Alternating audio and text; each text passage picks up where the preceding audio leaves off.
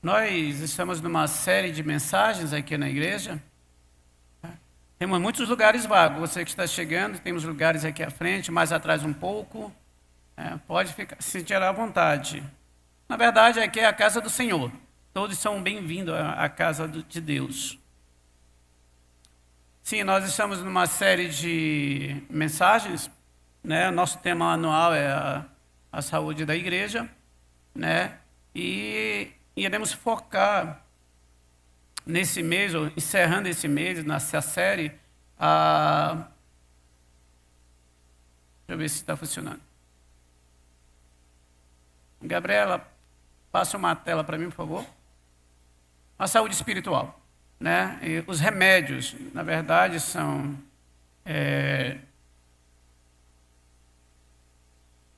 Obrigado, meu irmão. Nós começamos essa série de saúde espiritual com o pastor Clóvis no primeiro domingo deste mês. E vocês lembram, né, que ele fez a mensagem em cima do Salmo 119, de 13 a 16, onde ele fala que a palavra de Deus, a Bíblia, é o remédio para as doenças que afligem a nossa alma.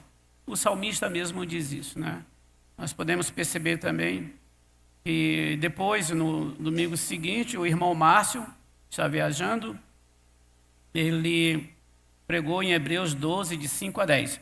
O livro de Hebreus é um livro muito difícil, foi um grande desafio para o nosso irmão Márcio, mas ele se saiu muito bem. O irmão Márcio diz que Deus nos disciplina, aquele texto que ele leu fala sobre disciplina, porque ele se relaciona com seus filhos. E só se relacionando com seus filhos, só disciplina quem você ama. E as provações nos levam à oração. Domingo passado, o pastor Gediel esteve aqui e ele falou sobre a oração. A oração é o remédio que nós podemos ter à mão para combater a ansiedade. Ele trabalhou em Filipenses 4, de 6 a 7. Então, tudo isso que foi falado, a palavra, a disciplina, a oração, pode ser feito de forma particular, individual. Mas também, como numa manhã de hoje, nós fazemos de forma coletiva. Lemos a palavra em conjunto, oramos em coletividade e Deus, através da sua palavra, vem nos disciplinar, né, como comunidade. E tudo isso nós fecharemos hoje, né, com a comunhão, né? É o que nós estamos vivendo aqui. O irmão Pedro fez uma abordagem muito boa na abertura, né, que não seja só proximidade de cadeira, né, como duas torcidas no estádio. Estão juntas, mas não estão unidas nem em comunhão. Não tem algo em comum entre todos que estão ali. Mas a igreja é a potestade da tecnologia que está querendo atrapalhar a gente. Então, obrigado, Robert. Robert sempre tem me salvado nessas horas. Então, nós vamos continuar trabalhando a saúde espiritual da igreja. E a nossa leitura também é no livro de Hebreus. E nós vamos abrir as nossas Bíblias. Eu peço a vocês, todos, que abram suas Bíblias, no livro de Hebreus 10, 19 a 25. É um texto bem conhecido por muitos. É um livro difícil, como eu havia falado, o livro de Hebreus. Mas o livro de Hebreus, ele é uma chave hermenêutica para entender o Antigo Testamento. Tudo que é falado no livro de Hebreus, você vai ver no livro de Êxodo, nas iniciações dos sacramentos, né, no templo, tudo aquilo, aqueles ritos sagrados, e o autor aos Hebreus, ele vai fazer um paralelo, né, daquele momento da igreja para aquilo que já acontecia antes, com relação aos judeus. Então vamos fazer a nossa leitura. Eu vou fazer a leitura na NVI, você pode ter outra versão, mas não vai mudar muita coisa. No verso 19 diz: portanto, irmãos, temos plena confiança para entrar no lugar santíssimo, pelo sangue de Jesus, por um novo e vivo caminho que ele nos abriu por meio do véu, isto é, seu corpo. Temos, pois, um grande sacerdote sobre a casa de Deus. Assim, aproximemo-nos de Deus com um coração sincero e com plena convicção de fé, tendo os corações aspergidos para nos purificar de uma consciência culpada e os nossos corpos lavados com água pura. Apeguemo-nos com firmeza à esperança que professamos, pois aquele que prometeu é fiel. E consideremos uns aos outros para nos incentivarmos ao amor e às boas obras.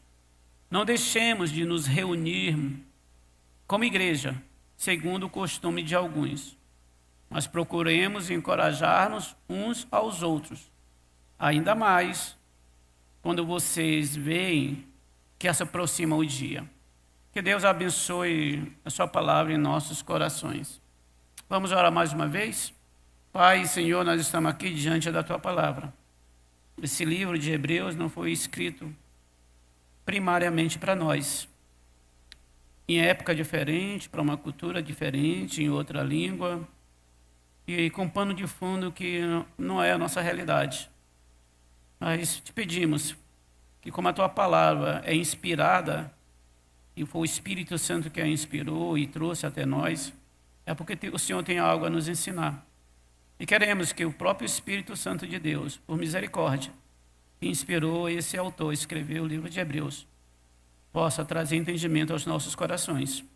E possamos, Senhor, ter a mente e o coração preso à tua palavra.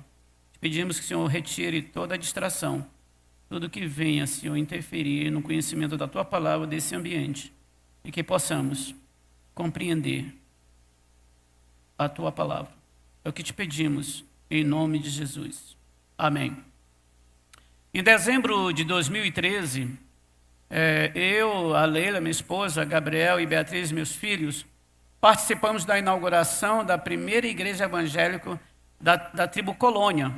Essa que está na imagem aí é uma foto dessa tribo, dos índios Teneterraras, conhecidos também como Guajajaras. A aldeia deles fica na região central do Maranhão, no município de Barra do Corda. Muitos índios daquela tribo ouviram o evangelho do Senhor Jesus e foram alcançados pela graça de Deus. E eles se entregaram a essa graça, reconhecendo a Cristo como Senhor e Salvador de sua vida.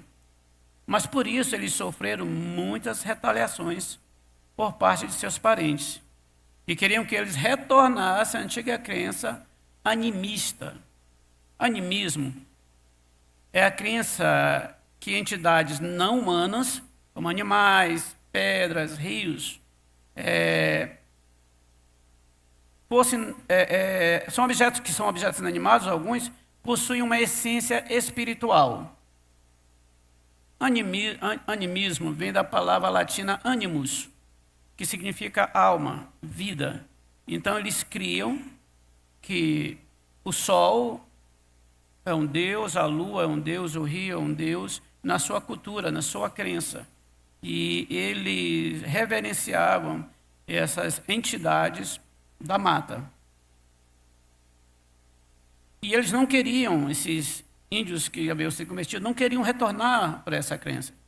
Mas eles foram pressionados por antropólogos, pasmem, inclusive crentes, para que não fosse evangelizado as aldeias deles.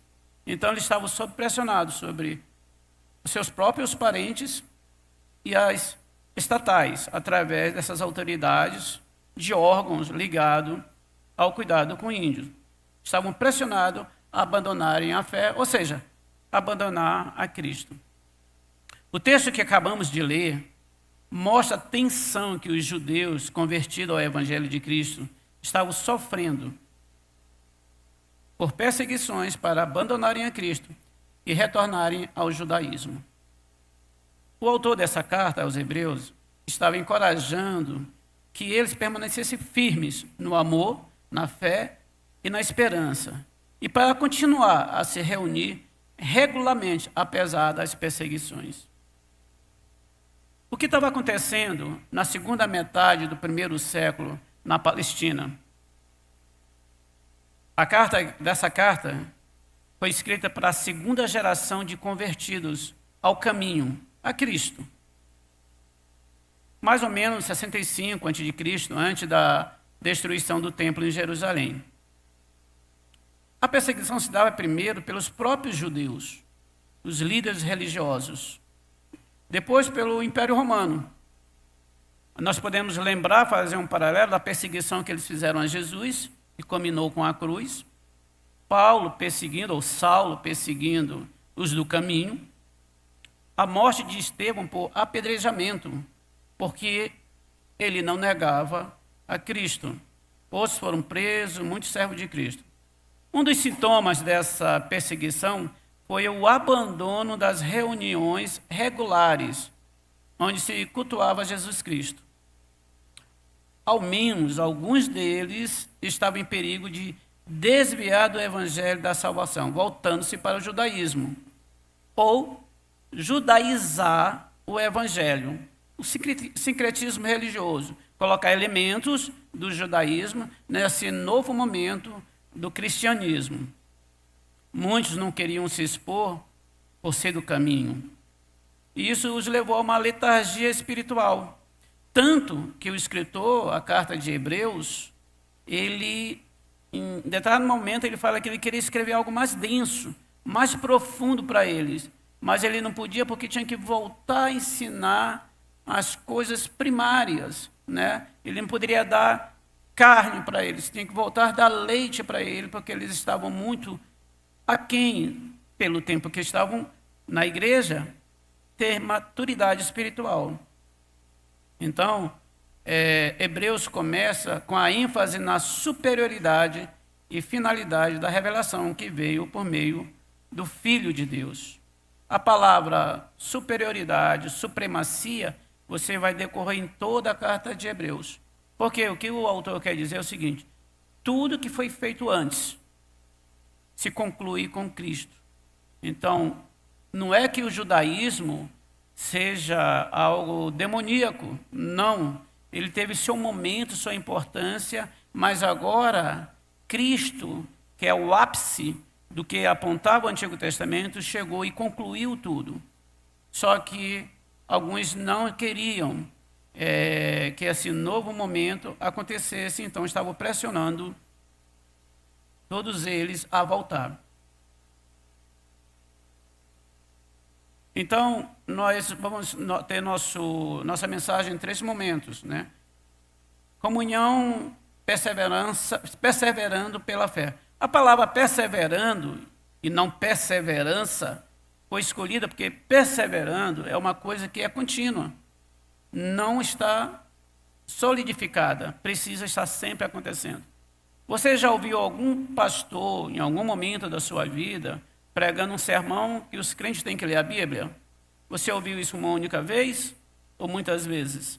Para orar, para a comunhão, para o cuidado. Então é contínuo, sempre, porque nós temos uma tendência de dar uma refreada. Então, por isso que é perseverando pela fé. Porque temos livre acesso a Deus, porque temos o entendimento correto e porque é congregando que encorajamos uns aos outros. Desses remédios espirituais apresentados, nós estaremos falando agora sobre a comunhão e entender um pouco mais disso, tá? Então, porque temos livre acesso a Deus. Nós lemos nos versos 19 e 21, vamos ler mais uma vez, para ficar bem fixado. Diz assim, ó: portanto, irmãos, temos plena confiança para entrar no lugar santíssimo, pelo sangue de Jesus, por um novo e vivo caminho, que ele nos abriu por meio do véu, isto é, do seu corpo. Temos, pois, um grande sacerdote sobre a casa de Deus. Bem, se eu e você fôssemos judeus, fácil entendimento. Mas aqui a gente tem uma necessidade de uma acomodação textual. Eu preciso de mais informações para entender o que está acontecendo aqui. O judeu entendia muito bem dos ritos levíticos, do templo, sacramentos. Nós não. Nós conhecemos aqui a Páscoa, alguma coisa perto disso, mas ele tinha um maior entendimento. Então, quando fala coisas como lugar santíssimo, né, vivo caminho, véu, sumo sacerdote, grande sacerdote, a gente fica meio confuso. Mas tentaremos explicar melhor para vocês. Tudo que foi escrito no rito judaico apontava para o clima da revelação de Jesus. E você começa a quebrar a cosmovisão judaica. Porque quando eles estavam sendo tentados a voltar ao judaísmo, o autor Hebreus começa a fazer um comparativo de superioridade. Ele começa a trabalhar quebrando paradigmas da estrutura ou dos elementos da religião judaica. Ele fala que Jesus é maior que os anjos. Na tradição judaica, os anjos tinham um papel importante. Mas esse Jesus, que Jesus? O Jesus que nós conhecemos, que nós temos agora dentro nesse escopo de ideias mentais, não. O Jesus que eles conhecem nesse momento, no primeiro século, segunda metade do primeiro século, é Jesus, o carpinteiro, o filho cujo ofício do pai era carpintaria. É esse Jesus que eu vi passar, que superou a anjos. Eles estavam tentando absorver, mudar a chave na mente deles, de por que esse Jesus é superior a anjos. E pior, por que esse Jesus é superior a Moisés, o legislador. Moisés, para o judeu, é um dos grandes líderes.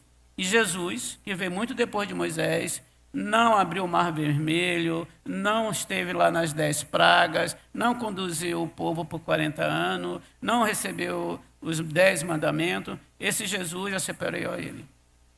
Mas também esse Jesus era superior à ordem araônica, era superior a Arão, aos sacerdotes, porque ele é o sumo sacerdote, o supremo sacerdote.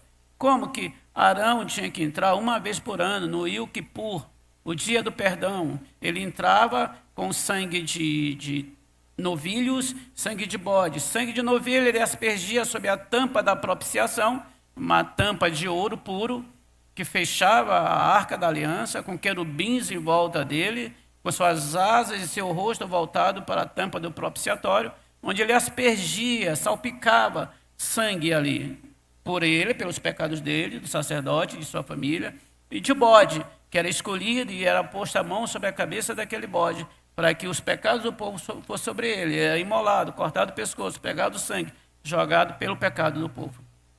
Naquele momento, a palavra de Deus diz que a glória de Deus descia entre os querubins, a Shekinah de Deus, a glória de Deus, naquele momento. Mas isso era só possível uma vez por ano. E todo ano tinha que repetir. Por isso não era superior. Precisava repetir. E o escritor Hebreus está dizendo, o sacrifício de Jesus Cristo é o sacrifício definitivo e superior. E para um judeu entender isso, e outro, ele fala do templo, né? Que o templo agora não é mais a estrutura em Jerusalém, que foi feita por Salomão e depois refeita por Herodes, e que no ano 70 ia ser derrubado pelo general Tito. Não, ele estava falando que agora esse templo era ele se faz de templo porque ele disse que esse templo ia ser destruído e em 3 dias ele ia ser erguido novamente. Ele estava falando da sua morte e da sua ressurreição. Mas para um judeu é complicado. É você entender que uma coisa é certa por muitos anos na sua vida e de repente alguém chega e diz, não, não é isso, é outra coisa. Essa era a dificuldade que aqueles judeus estavam enfrentando. E eles estavam sendo pressionados, porque também não era só uma perseguição ideológica. Vocês estão aqui na igreja hoje, com as suas Bíblias, entraram aqui, poderiam entrar em outra igreja também, têm liberdade de fazer isso no nosso país, mas eles foram pressionados também, não ideologicamente, mas também fisicamente. Eles eram expoliados, ou seja, o império tomava a casa, mandava sair, ficava com as casas, com os bens, e davam para outras pessoas, e muitos eram encarcerados, outros, quando a perseguição se tornou mais intensa, eles eram queimados em tochas, como essa caixa de som, pendurados para iluminar a noite em Roma, jogado num coliseu para poder negar o nome. Eles não negavam. Quanto mais apertavam, mais eles se fortaleciam. E se fortaleciam porque estavam juntos. Eles eram espoliados. Assim como no Brasil colônia, quando a família real veio para cá, em 1808, eles tomaram as melhores casas lá no Rio de Janeiro, tomaram conta, botaram o pessoal para fora.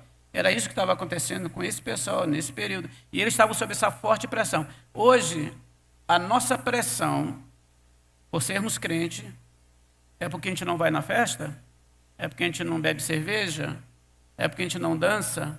É porque nós somos contra casamentos de pessoas do mesmo sexo? E nós somos ridicularizados, somos pressionados nos meios acadêmicos, nos serviços, nas palestras que participamos e saindo dali vamos para casa e tudo bem. Essa tensão está crescendo no Brasil. Chegará o tempo em que o pastor Clóvis terá que responder por não realizar um casamento entre duas pessoas do mesmo sexo nessa igreja. As coisas estão caminhando para isso. Então, essa pressão, não chegou, vai chegar. Mas aqui, nesse momento, eles estão sendo pressionados. E muitos estavam, não que perderam a salvação e deixaram o caminho, mas estavam deixando de se congregar com medo de serem encontrados, né, e presos por sofrer as consequências. O irmão Márcio, no domingo retrasado, quando ele estava falando sobre a carta de Hebreus, ele mencionou um livro. O livro é As Catacumbas de Roma. Porque havia uma lei que você não podia prender nem fazer mal em quem estava no cemitério. E eles tinham catacumbas subterrâneas. Então eles entravam ali, cultuavam a Deus, eles sabiam que iam ser presos. Ictus, uma palavra grega, coisas iniciais, significa Jesus Cristo, o Rei Salvador. Quando um judeu encontrava outro judeu convertido ao caminho, ele fazia com o pé, com a mão, com um pedaço de pau no chão, na terra, um arco. Se o outro judeu fizesse um arco contrário, fazia a figura de um peixe, que em grego, as suas iniciais faziam um acróstico, dizendo que Jesus Cristo era o Rei Salvador, Filho de Deus Salvador. Então, para entender a tensão daquele momento. Então, e eles não estavam perdendo a salvação, eles só deixavam de se encontrar. Porque quem perdia a salvação é que, na verdade, nem tinha sido salvo de verdade, né? Mas aí, o autor hebreu diz que quando Jesus morreu na cruz, por isso que ele fala sobre véu, aqui é o momento que, lá no Calvário, Jesus morre, o véu do templo se rasga de alto a baixo. A tradição judaica e o historiador judeu Flávio Joséfo, ele fala que essa cortina do templo tinha mais ou menos 9 metros de altura, uns 3 metros de largura, e tinha 10 centímetros de espessura. Nem 2 cavalos podiam rasgá-las. Mas naquele momento que Cristo está na cruz, ele morre, ele integra seu espírito, então a cortina se abre de alto a baixo. Aquele caminho, aquele acesso que não tinha o homem, agora era dado pelo próprio Deus por ter recebido, aceitado o sacrifício de seu filho. Por isso o sacrifício de Jesus, por isso que Jesus é chamado de sumo sacerdote e cordeiro de Deus. Ele é tanto sacerdote que aplica o ofício, como ele é a própria oferta perfeita que é oferecida. E quando ele ressuscita, ele adentra o santuário celestial, era a figura do sacerdote que entrava no Santo dos Santos para levar as ofertas. Jesus agora entra no santuário celestial e ele entra primeiro, para que eu e você possamos entrar depois. Então, a palavra de Deus diz que um dia estaremos todos juntos, face a face com Ele. Aqueles indígenas que nós nos referimos, eles estavam celebrando, porque agora eles tinham um lugar, eles não tinham, eles tinham um local que eles chamam de igreja. É um prédio. A igreja é eu e você. Tá? Alguns esclarecimentos. Você sozinho não é igreja. Você sozinho é templo do Espírito Santo. A igreja é o corpo de Cristo, a noiva de Cristo. Se nós sairmos juntos aqui e formos para debaixo daquelas árvores, aqui ficou um prédio de alvenaria e a igreja está lá embaixo daquelas árvores. Mas consagramos esse local regularmente para nos encontrar aqui. E, por estarmos juntos aqui, nesse local, eu e você, Deus está presente, esse lugar se torna um lugar santo. Eu tenho que ter na mente que Deus está aqui. Deus não está numa distância, numa dimensão etérea, longe, se eu não crer que Ele está aqui. Ele não é onipresente. E como filhos de Deus, que foram salvos e clamamos como igreja, deixa eu te dizer uma coisa. O Deus Criador de todo o universo está aqui. Isso tem que ser muito claro na nossa cabeça. Era isso que tinha que ser muito claro na cabeça daqueles judeus. E aqueles índios daquela tribo, colônia, eles estavam alegres, felizes, porque agora eles tinham um lugar e que eles clamavam o nome de Deus. E sabe por que eles podem, aqueles índios podiam adorar a Deus? Sabe por que eles podiam se alegrar na presença de Deus?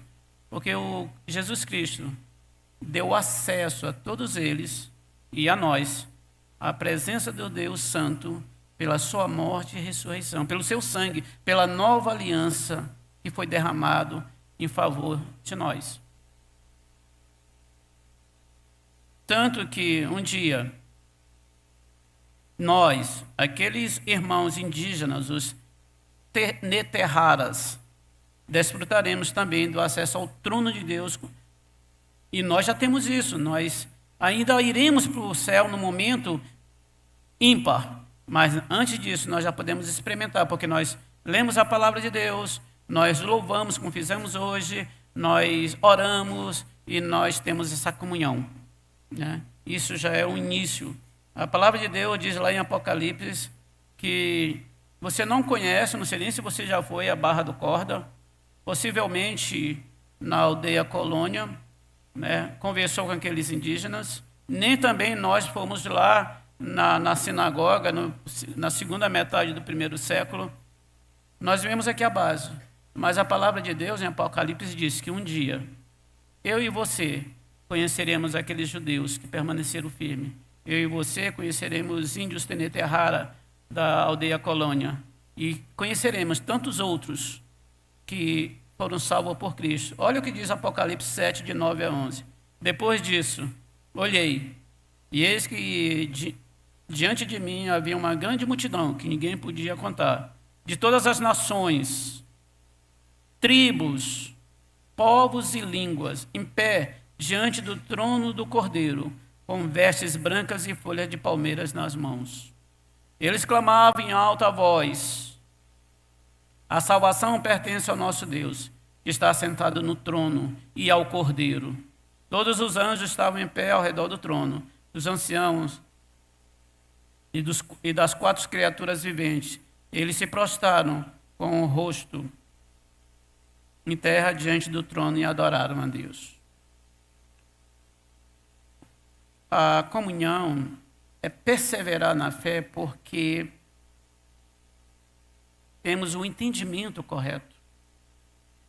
Por que eu vou à igreja ou por que eu deixo de ir para a igreja? Às vezes nós questionamos pessoas que saem da igreja e nos perguntamos por que nós viemos à igreja. Temos o entendimento correto? Lá nos versos 22 e 23 aí do capítulo 10 de Hebreus diz o seguinte: assim, aproximemo-nos de Deus com um coração sincero, com plena convicção de fé, tendo os corações aspergidos para nos purificar de uma consciência culpada e o nosso corpo lavado com água pura. Apeguemos-nos com firmeza à esperança que professamos, pois aquele que prometeu é fiel.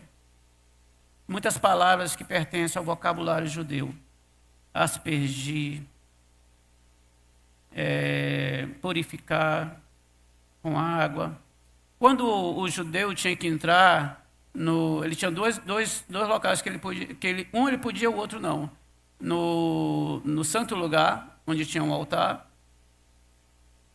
de holocausto, ele tinha que se purificar, tomar banho, se lavar, purificar das impurezas. Ele não podia ter tocado em um cadáver, que tinha um tempo para ele ficar, para se purificar, enfim, uma série de regras que ele podia entrar ali. Mas o nosso versículo está falando de coração e consciência. Aquela água que purificava as pessoas para entrar no tabernáculo não lava a consciência e não lava o coração. É algo exterior. Mas Deus vai fazer algo, Cristo fez algo mais profundo. Ele vai no interior, né? Lá onde eu não vejo. Vocês estão me vendo, eu vejo vocês, mas não sabemos as intenções dos nossos corações, como é que nós estamos. Mas o que o autor, a carta dos Hebreus está dizendo é que nós nos aproximamos de Deus com esse coração sincero. E isso é fé, porque os nossos corações foram purificados de uma consciência má. O que quer dizer isso? Quer dizer que a nossa vida de pecado já foi perdoada, purificada. Não sei quantos de vocês nasceram em lar evangélico, quantos de vocês chegaram jovem ou adulto, ou já mais uma idade mais avançada, quantos de vocês bateram muito a cabeça nesse mundão, né? Mas Deus alcançou e agora você está aqui. Então, o que ele quer dizer? Porque às vezes você pode pensar, lembrar de algo que você fez no passado, que é tão terrível que entristece o teu coração quando você lembra. Mas o que o autor, a carta de Hebreus está dizendo, que tudo isso foi lavado, foi purificado, não com água, mas com o sangue de Cristo. Então você não deve mais nada, porque tudo já foi pago, tudo já foi perdoado. O inimigo das nossas almas, no livro de Jó, fala que ele vai à presença de Deus. Ele é o acusador. Ele pode nos acusar de muitas coisas na presença de Deus. Ele é mentiroso. Ele é o pai da mentira. Mas toda vez que ele vai à presença de Deus, Deus aponta para a cruz do Calvário. É que esses pecados, meu filho já pagou. Ele não somente está perdoado, mas tem o direito de conviver comigo. Essa é a verdade que o escritor aos Hebreus estava trazendo, passando para aquelas pessoas. É algo mais profundo, né? É na alma. Jeremias 31, 33 diz: porque esta é a aliança que farei com a casa de Israel, depois daqueles dias. Que dia? O dia da encarnação de Cristo. Os dias que Cristo estava aqui na terra, que ele morreu, ressuscitou. Diz o Senhor: na mente lhes imprimirei as minhas leis, também no seu coração as escreverei. Eu serei o Deus deles e eles serão o meu povo. Logo, igreja base, a palavra de Deus, as leis do Senhor estão escritas no teu coração e na tua mente, e você é povo de Deus. É o entendimento dado pelo Espírito Santo que as obras marcam, quando ele fala de obras, né? As obras era a vida pecaminosa, abominável que tínhamos antes de conhecer Cristo, mas que já foi perdoado. Lá na tribo Colônia, lá no sertão central do Maranhão, quando inauguraram aquela igreja, os índios Teneterraras, a gente conversava e eles estavam adorando dentro do templo assim. Eles não tinham cadeiras. Eu, quando vou para uma igreja à noite, já vou lá procurando um lugar bom para sentar. Se eu estou chegando, já tem muita gente, procuro sentar lá atrás, para não atrapalhar ninguém. Mas não tem cadeira. É todo mundo em pé. E eles estavam dançando. Eles cantavam na língua deles os hinos, louvores, e eles tinham a Bíblia já traduzida para a língua dele. E eles estavam, eu, a Leila, o Gabriel, a Beatriz e outros irmãos que foram para essa inauguração, não demos conta. Quando era lá pelo mais 10, 11 horas, Sabe aquele relógio de crente que 9 horas já apita para terminar o culto? Pois é, a gente levou ele também lá para a aldeia. E aí, quando deu o horário, a gente não termina. Gente, a gente foi dormir. E eles atravessaram a noite, louvando, dançando, incansavelmente. Porque eles tinham o entendimento correto de quem eles serviam. Perguntado a eles por que eles faziam isso.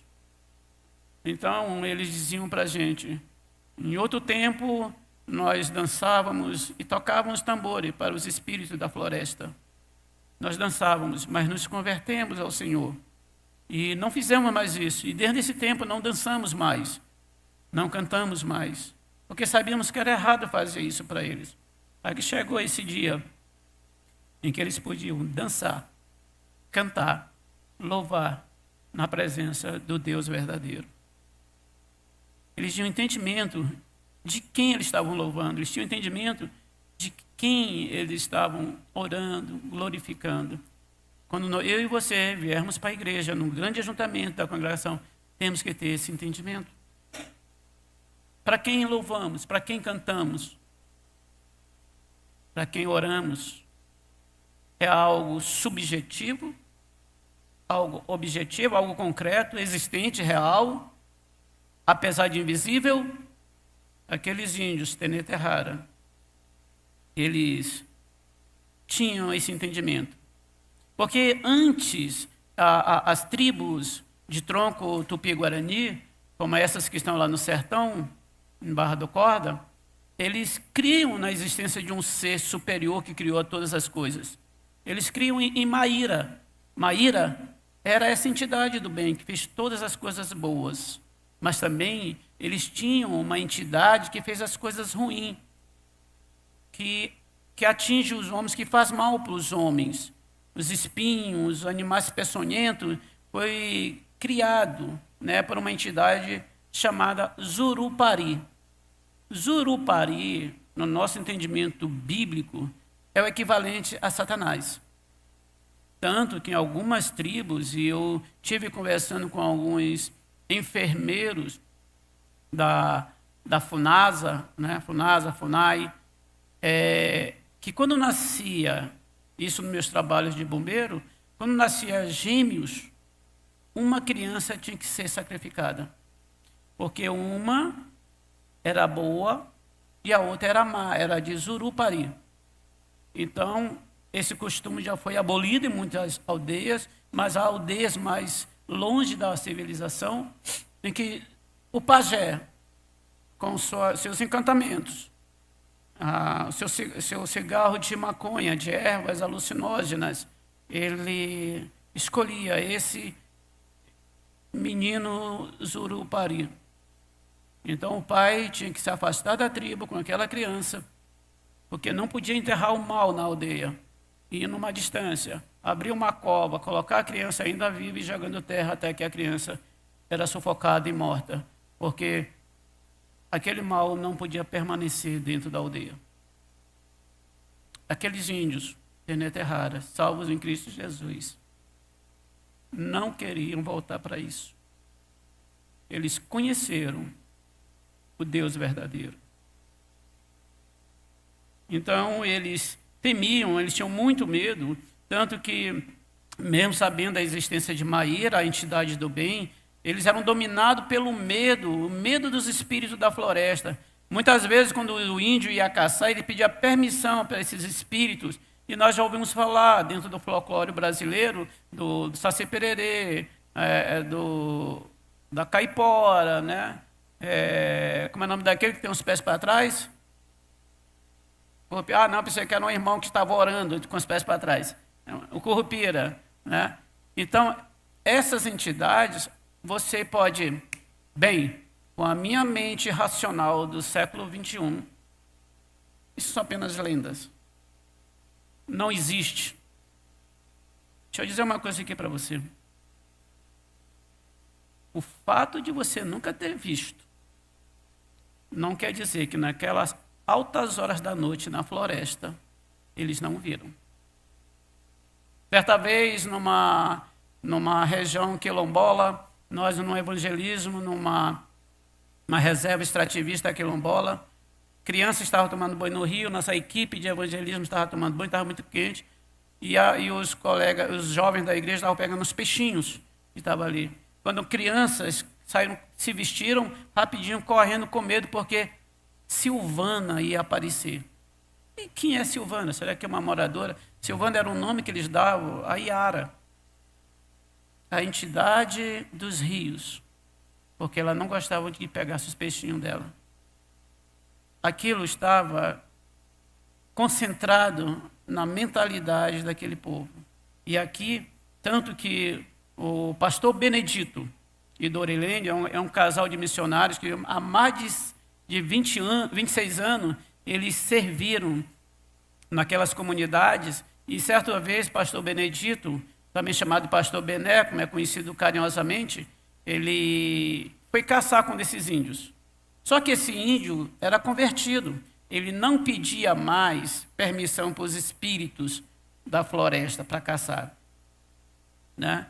E aí eles foram lá, estavam caçando. O pastor Benedito pediu a espingarda do índio para caçar, tinha uma caça próxima. E quando ele pegou aquela espingarda, na espingarda estava escrito em nome de Jesus. E ele, muito curioso, mas por que está escrito em nome de Jesus na sua espingarda? Porque antes, eu sou crente agora, mas eu luto contra essa mentalidade das coisas passadas. Eu estou trabalhando isso em mim, porque antes eu pedia permissão para os espíritos da floresta para caçar.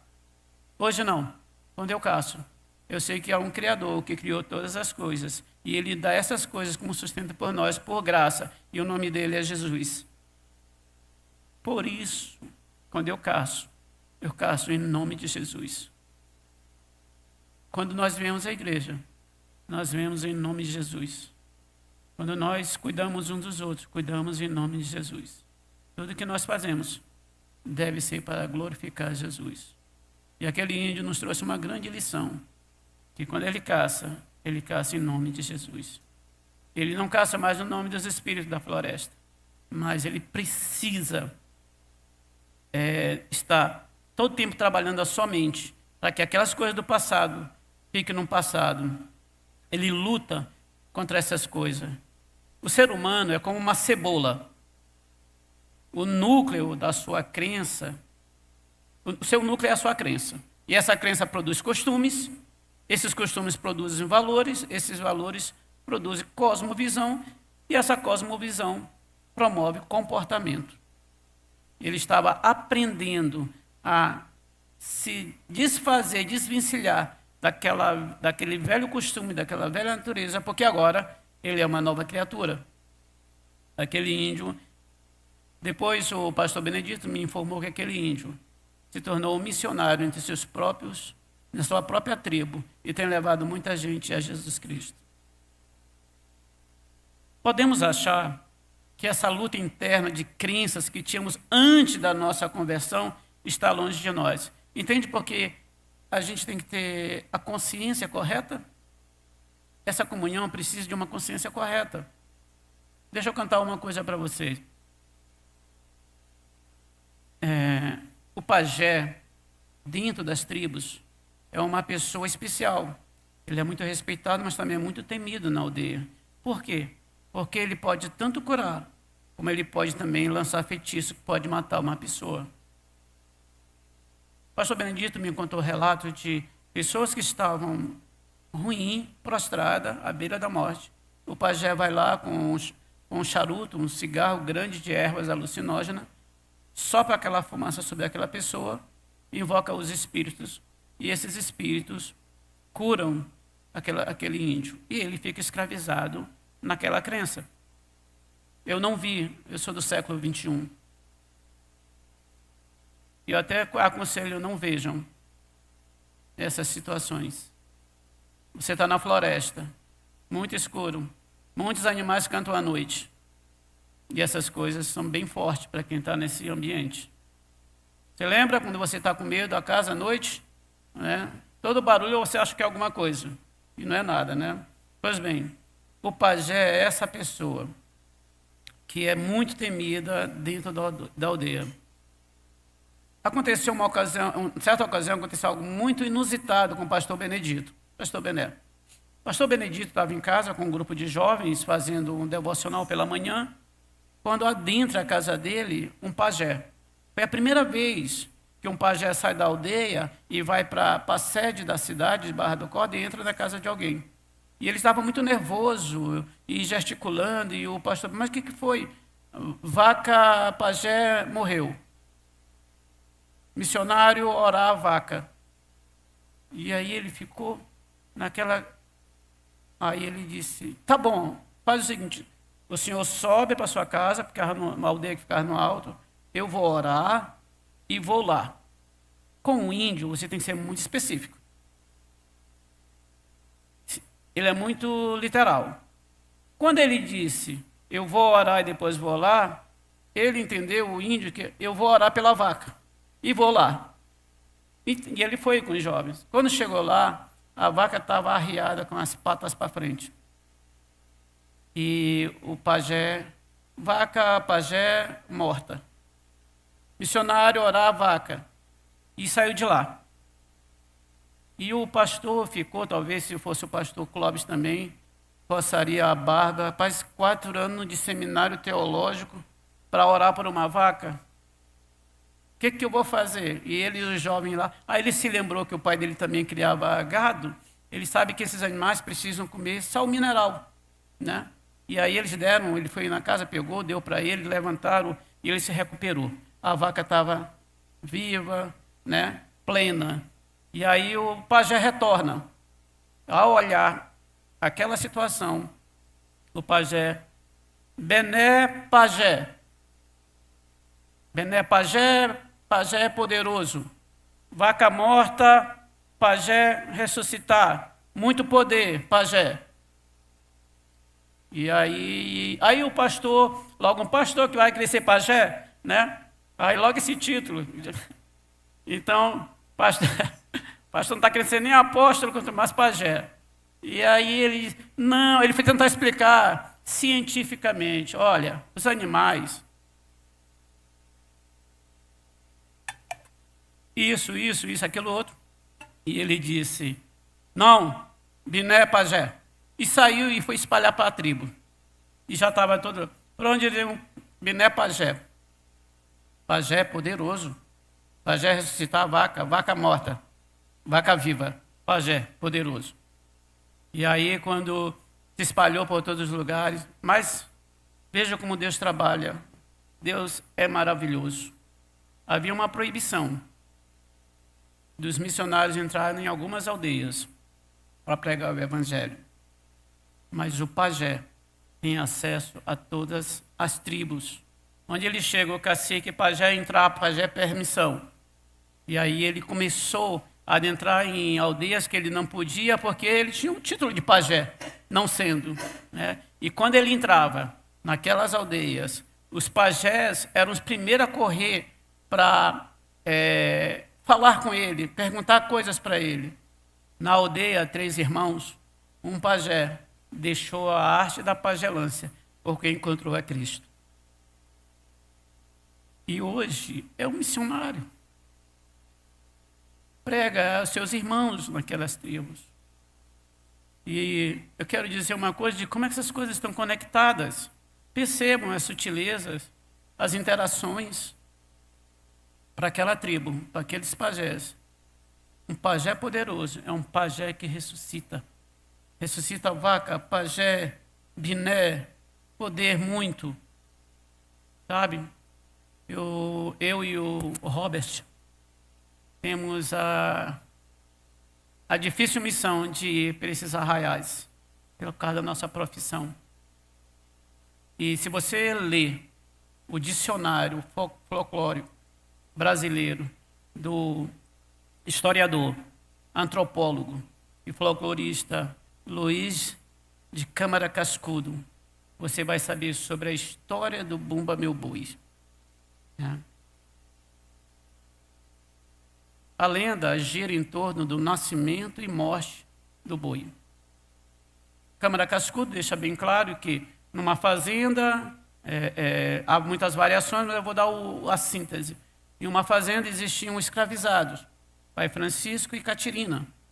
Pai Francisco, também chamado de Pai Chico, estão lá. Catirina fica grávida, fica embuchada, e aí deseja a língua do boi premiado da fazenda. Se oferece outras coisas, ela não quer, é o desejo, né? Se não trouxer, vai ficar com terçol, alguma coisa do gênero. E aí até que, por fim, não aguentando mais, o pobre do Pai Francisco, já com o juízo ardido, ele vai, mata o boi e corta a língua dele para satisfazer os desejos de Catirina. Só que Catirina e Pai Francisco não se dão conta que iam ser descobertos. E eles são descobertos. E aí, Pai Francisco é preso. Pai Francisco queria morrer. Mas aí, sabe o que acontece? Eles evocam os índios com seus pajés. E esses pajés vêm, e os índios, você vê lá, né, tem os índios, né, o elemento cultural, dançando em torno, né, daquele boi premiado, e eles invocam o espírito da floresta, que são os casumbás. O casumbá é um híbrido místico. Na cultura indígena, eles são os ancestrais dos homens e dos animais que se fundem no sincretismo. Tanto que o Bumba Meu Boi é um sincretismo da cultura europeia, cultura africana e cultura indígena. Então, aqueles casumbás ficam, que eles têm a cara de cachorro, corpo humano, e ficam dançando, e eles trazem aquele boi, e aquele boi ressuscita. Vamos ligar os pontos? O que é similar? Uma mulher que deseja algo proibido, ela tem acesso àquilo que é proibido para comer. Condenação para a morte. Vêm espíritos, ressuscitam o boi. Porque o boi foi ressuscitado, Pai Francisco não morre, foi perdoado. É melhor desenhar? Então, se aquele pajé olha o nosso Bumba Boi, olha os pajé poderoso, pajé ressuscitar boi, boi morreu, boi batizou, boi dançou, boi morreu, e continua o ciclo. E eu estou lá, participando desse momento, cultuando, dentro, próximo. Percebam, como a cultura é tão forte. Olha, a cultura é forte, mas o sangue de Jesus é muito mais forte. Quando nós estávamos rodando naquelas aldeias, numa picape, num carro, uma rural, nós vimos um senhor bem idoso, com dificuldade de locomoção, correndo atrás, e culto casa índio, e na língua deles, nós não entendíamos, nós tínhamos um tradutor, um jovem que estava conosco, e ele disse, ele quer culto na casa dele, mas entende-se por culto na casa dele, que ele quer aceitar Jesus como Senhor e Salvador. Era um pajé de uma tribo. A gente não sai para evangelizar, mas Deus alcança todos aqueles que Ele quer. E nós ficamos envergonhados, porque não tínhamos anunciado o Evangelho. Mas havia um grito desesperador de um feiticeiro da pagelância, não querendo mais fazer isso, mas reconhecendo Cristo como Senhor e Salvador. Nós temos que ter o entendimento correto, para que a gente não possa voltar às antigas práticas. Os judeus não queriam voltar para o judaísmo. Nós não podemos voltar às nossas antigas práticas. Eu e o Robert, temos que ouvir ontem, cheguei hoje de serviço, 24 horas. Hoje à noite de presente eu vou para um arraial também. Né? Orem por mim e por Robert, por favor. E jovens que saíram da UFMA, com trio elétrico, não tem mais nada a ver com boi, com São João, está tudo misturado. E ali no Reviver, a gente viu homens bonitos, fortes, se beijando, como um grande alarido em volta dessas festanças que não faz bem para nós que professamos a fé em Cristo Jesus. Pense nisso. Que nossa consciência possa ser moldada. E a pergunta é, por que nós nos congregamos? É para encorajar uns aos outros. Veja o que diz no verso 24 a 25.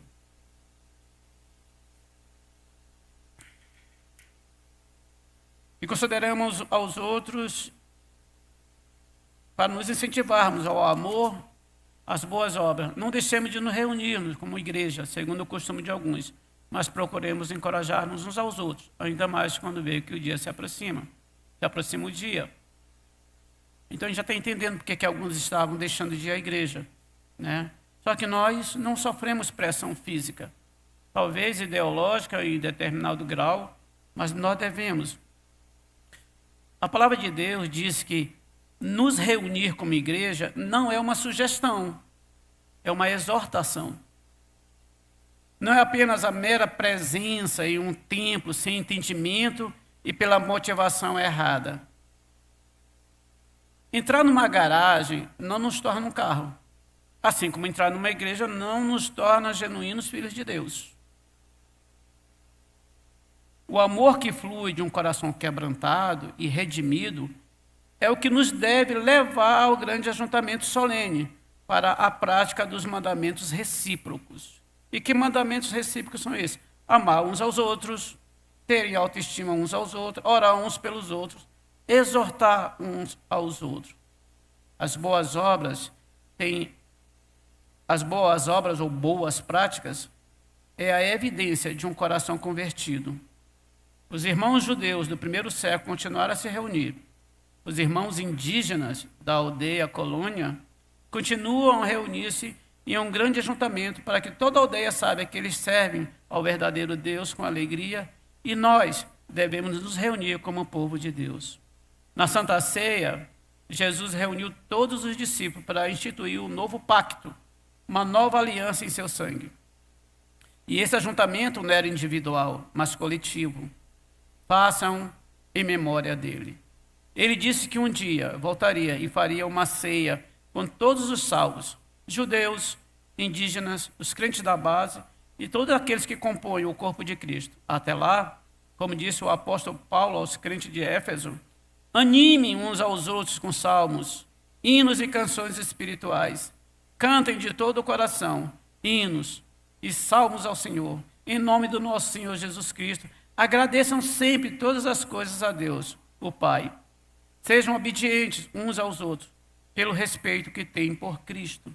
Quero terminar concluindo, dizendo, em vista de tudo que foi conquistado em nosso favor por Cristo, aproximemo-nos confiantemente de Deus em adoração, guardemos firmemente a nossa confissão e esperança.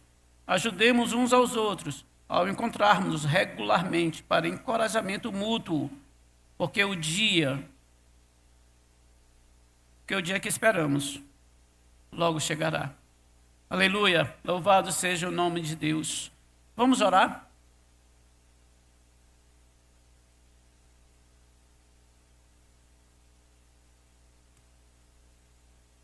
Pai amado e Senhor, nós te damos graça nessa manhã, pelo entendimento que o Senhor nos dá, Senhor, das verdades da Tua palavra, porque Tu és fiel no que falou, Senhor.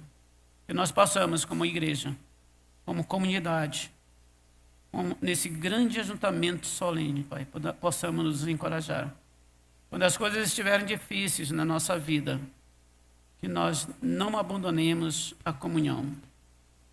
Quando nossos casamentos não estiverem bem, quando nossas finanças estiverem afundando, Pai, quando nossa saúde estiver comprometida, que nós não nos afastemos da grande comunhão dos salvos em Cristo.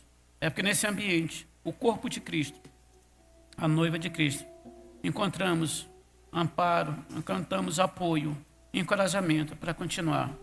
Porque sabemos que assim como nós da Igreja Base, assim como os índios Teneterraras, assim como os judeus, um dia estaremos juntos diante do Cordeiro de Deus, na presença celestial do Deus Todo-Poderoso. Fica conosco, Senhor, nessa manhã. Obrigado pela Tua palavra aos nossos corações. Te agradecemos, em nome de Jesus. Amém, Senhor. Amém, Pai amado.